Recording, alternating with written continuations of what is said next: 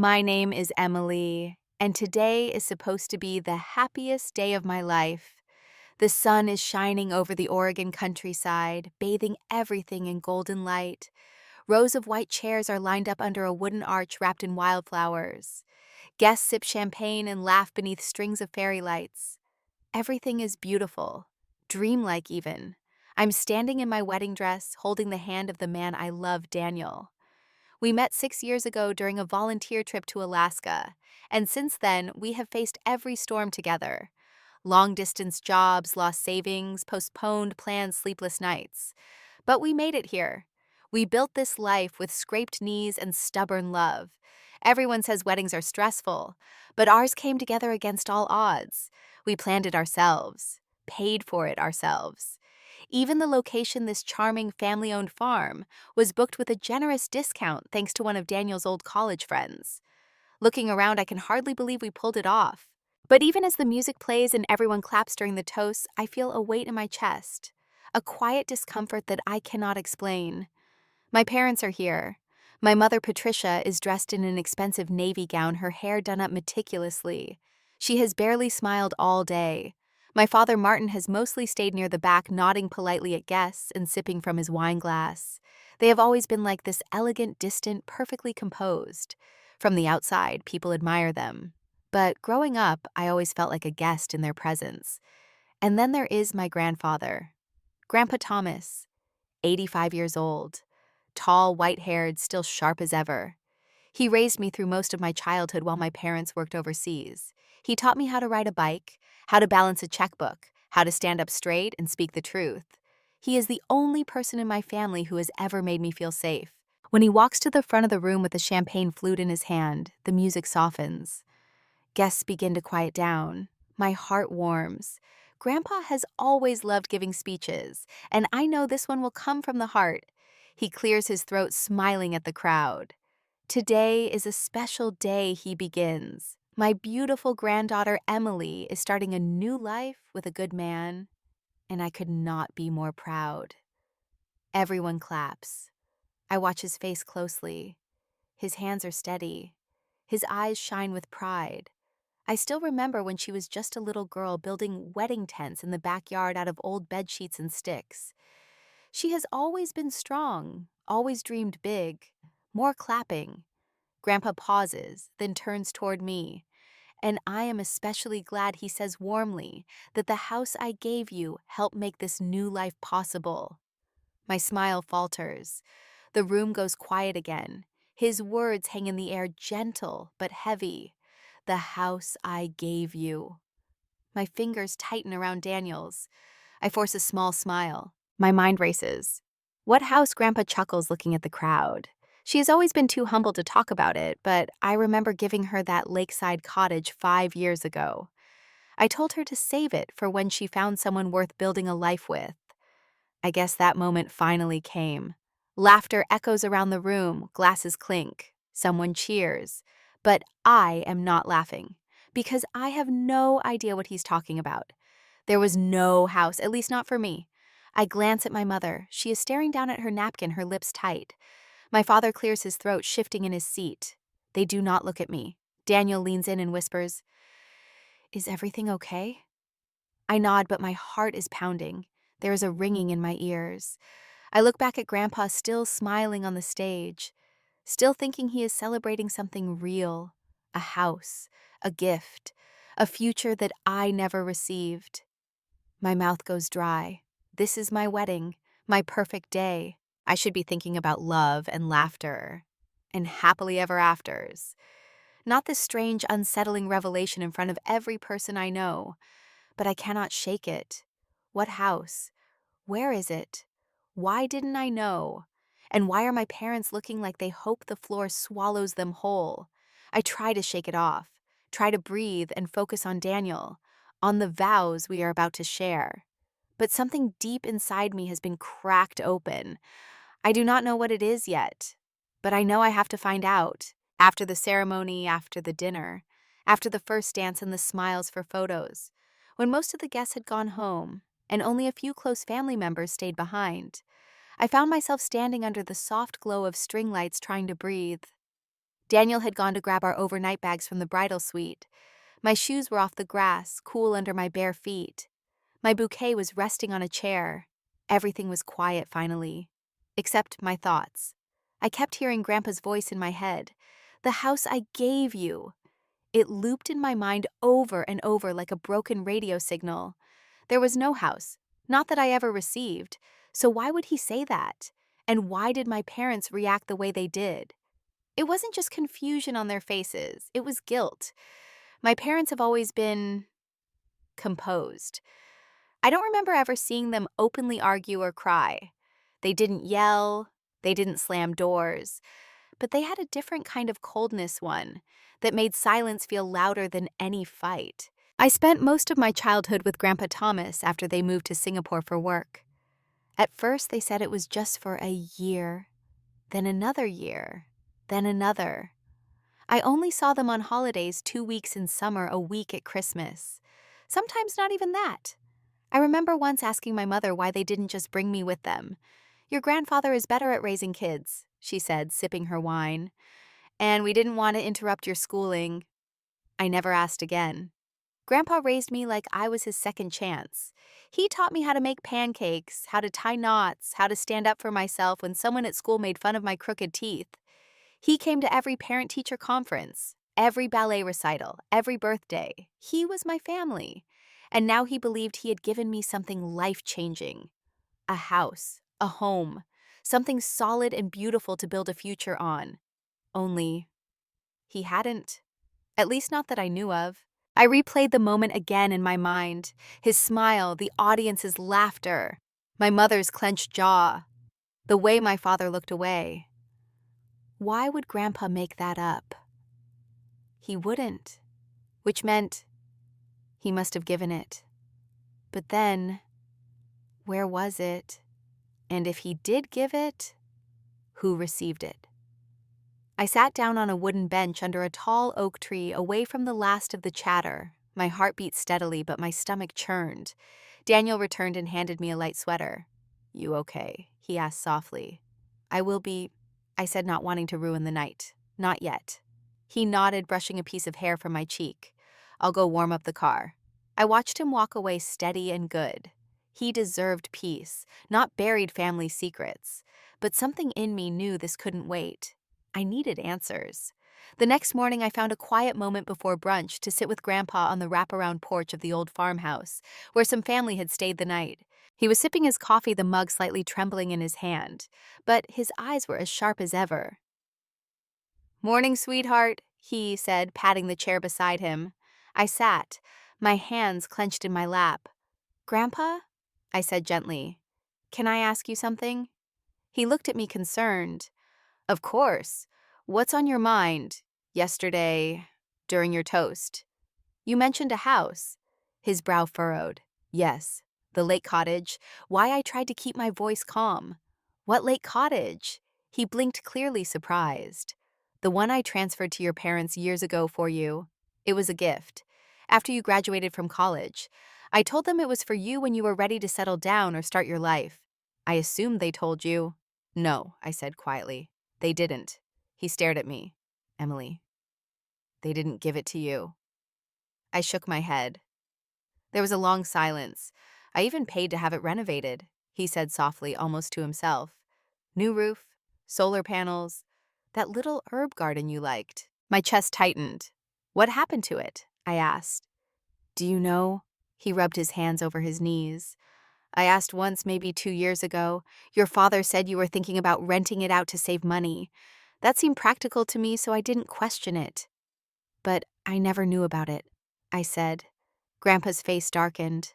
"I trusted them," he said almost bitterly. "I thought they would do the right thing." We sat in silence, the wind brushing across the porch. I looked out over the fields, but all I could think about was a house I never knew existed. A place that was meant for me, for the life I worked so hard to build. And they kept it from me, sold it, rented it, lied about it. I didn't know yet, but I was going to find out, and I wasn't going to let it go. After that conversation with Grandpa, something inside me hardened.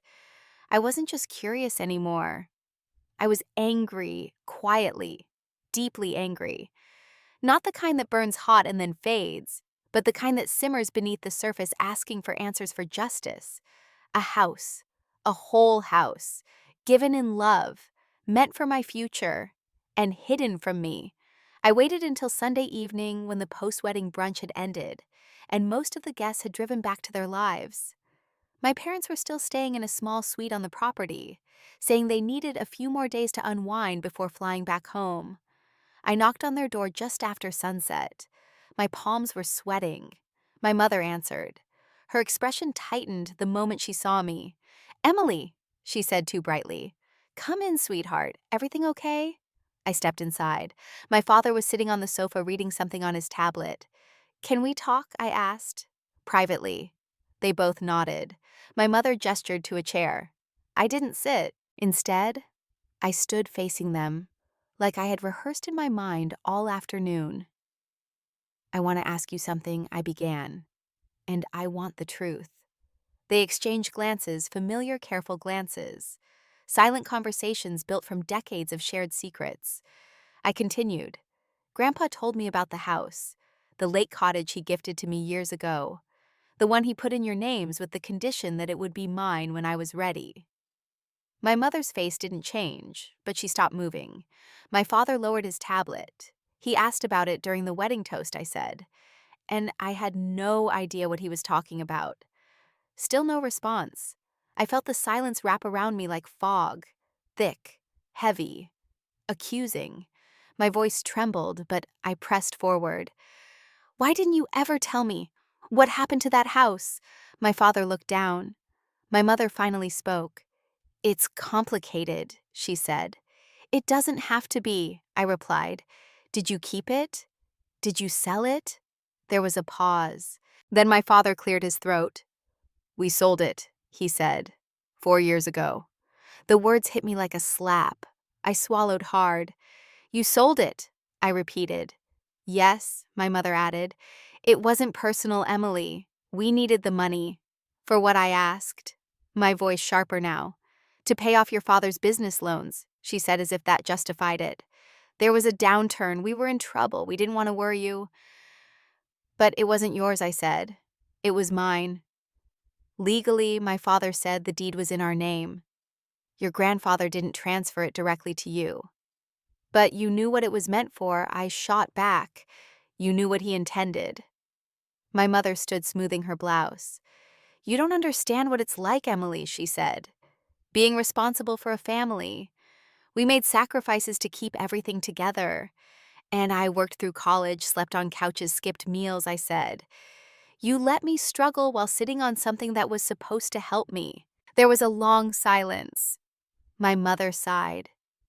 "We never meant to hurt you." But they had. And worse, they had never planned to tell me. If Grandpa hadn't mentioned it during the wedding, I would have never known. I turned to leave. "I want the sale documents," I said. "I want to know when and for how much." "Emily," my father started, but I cut him off. "If you don't send them to me by the end of the week, I'll go directly to the county records office." Then I walked out. And for the first time in my life, I didn't feel like their daughter. I felt like someone they had wronged. 2 days later, I received an email from my father. Attached were PDFs of the deed transfer, the sale agreement, the escrow documents. The house had been sold for $480,000, 4 years ago. I stared at the numbers, the timeline, the digital signature with my mother's name. I remembered that summer working 2 jobs, saving up for a security deposit, asking them for help with rent, and being told we all have to grow up sometime. They had already sold the house by then, and said nothing. That night I drove to Grandpa's house. I needed to tell him in person. He was sitting on the back porch when I arrived. A soft breeze rustled the maple trees. When he saw my face, he didn't ask anything. He just nodded and opened the door wider. I handed him the printed documents. He read them carefully, his jaw tightening. Then he folded the papers and placed them on the table beside him. "I trusted them," he said quietly. "I did too," I whispered. He didn't speak for a long time. Then he looked up at me. "I can't undo what they did," he said, "but I can try to make it right." "You don't have to," I began. "I want to," he said firmly. And just like that, the next chapter began. Grandpa didn't wait long. The very next morning, he contacted his lawyer. I know because he CC'd me on the email, which was short and precise. "Need assistance reviewing sale of real estate property originally gifted from my name to my children. Need to determine if breach of verbal contract occurred. Requesting urgency. Regards, Thomas Bennett." 2 days later, he had a call scheduled. I sat beside him at his dining table listening quietly as he went over every detail. The sale, the timing, the intention. He wasn't trying to sue, not yet. But he wanted clarity. "Was it legal?" he asked. "Yes," the lawyer replied. "You transferred the property to your son and daughter-in-law. They had full authority to sell." "But was it right?" Grandpa asked. The lawyer was silent a beat too long. "Morally, it's questionable. Legally, there's little recourse unless you can prove that the agreement was for your granddaughter's benefit, and they violated that." Grandpa sighed, rubbing his hands over his face. "I trusted them," he muttered. "You're not the only one who did," I said softly. That evening, we sat on the porch again. He looked older than I'd ever seen him. Not fragile, just tired in the way that only betrayal can make someone feel. "I'll make it up to you, Emily," he said. "You already have," I told him. Just being honest with me, that means everything, but I could tell he wasn't satisfied with that. And neither was I. Meanwhile, the fallout from the wedding began to ripple through the family. My cousin Laura texted me, "What the heck happened during Grandpa's toast? Your mom left brunch early. Everyone's whispering." Aunt Maggie called to check in, but quickly pivoted to questions. "Sweetheart, I don't mean to pry, but did something happen between you and your parents? Your mom seemed off." I didn't give specifics, not yet, because part of me still didn't want this to explode into family gossip. But the tension was unavoidable. My parents stopped responding to my messages entirely. I tried calling twice, no answer. Daniel watched all this unfold from the sidelines, quietly supporting me. Every time I came home from Grandpa's house looking drained, he made tea, ran a bath, let me cry in silence when I didn't have words. "I want to help," he said one night. "You already are," I whispered. He didn't push, just held me. And maybe that's why I finally felt strong enough to confront this all the way. A week later, I wrote my parents a letter, not an email. A printed, folded, hand-delivered letter. It was short but not cold. I told them I knew about the sale, that I had the documents, that Grandpa knew too. I told them I wasn't angry about the money, not primarily. I was angry because they didn't trust me with the truth, because they watched me struggle for years, knowing they had a safety net meant for me. I ended the letter like this: "We can rebuild a relationship, but only if you start with honesty. I don't expect the money back, but I do expect acknowledgement. Silence is no longer an option." Then I dropped it in their mailbox.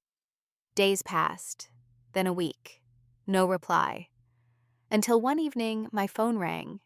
It was my father. I almost didn't answer, but I did. His voice was quiet, worn. "Emily," he said, "we got your letter." Silence. I don't know what to say except, "We're sorry." I waited. He continued, "We thought we were protecting you. We made a mistake. A big one. And I don't know how to undo it." There was something raw in his voice I hadn't heard in years. "I don't want this to be how we fall apart," I said. "But I need honesty, Dad.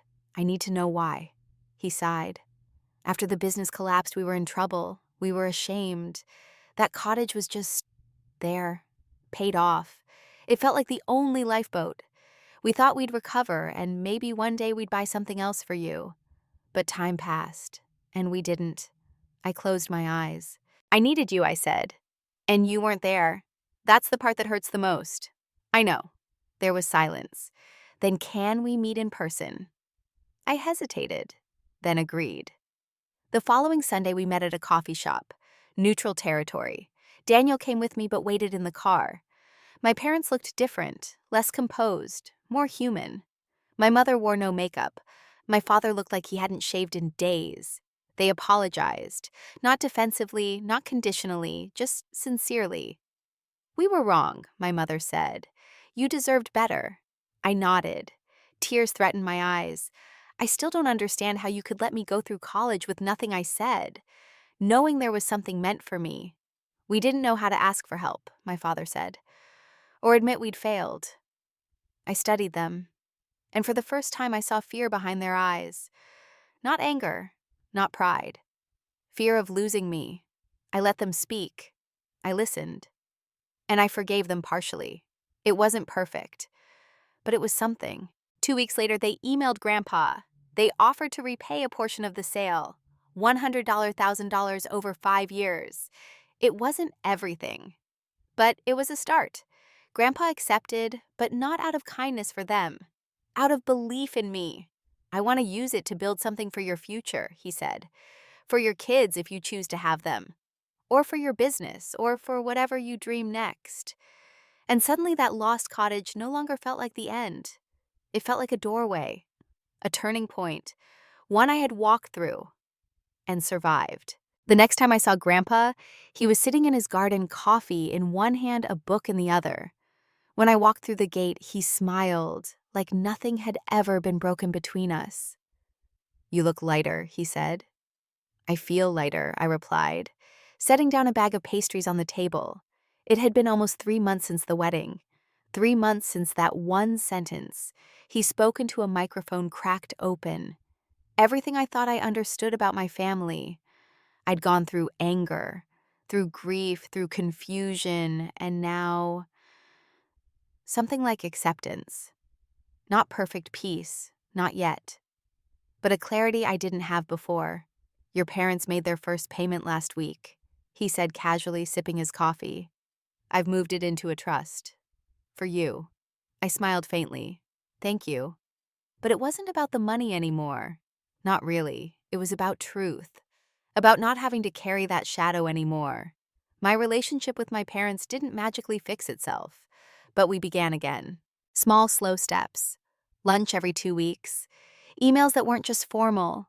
Even a few memories shared over old photo albums. They never tried to justify their choices again. They just tried to be there now. And I let them. Because holding on to anger was like dragging around a suitcase filled with stones. It only weighed me down. And I was done carrying that weight. Daniel and I settled into our new apartment a few blocks from the bookstore I'd just opened. It was small, but it was mine. Something I built without pretending, without secrets. I named the shop August Leaves because Grandpa used to say the leaves in August were the bravest. They began to change even before fall came. Business was slow at first, but steady. Word of mouth helped. A few photos of the cozy reading nook went viral on Instagram, and soon people came from neighboring towns to visit. One afternoon, a woman in her 60s came in, bought 3 novels, and stayed for an hour sipping tea. She told me she hadn't read a book in 20 years. "But this place," she said, looking around, "feels like a hug." I smiled. That was exactly what I wanted it to be. And then one crisp October morning, I got the news. Grandpa had passed in his sleep. No pain, no hospital, just a quiet exit in the home he loved, surrounded by the garden he grew with his own hands. It shattered me, but it didn't destroy me, because he left me more than memories.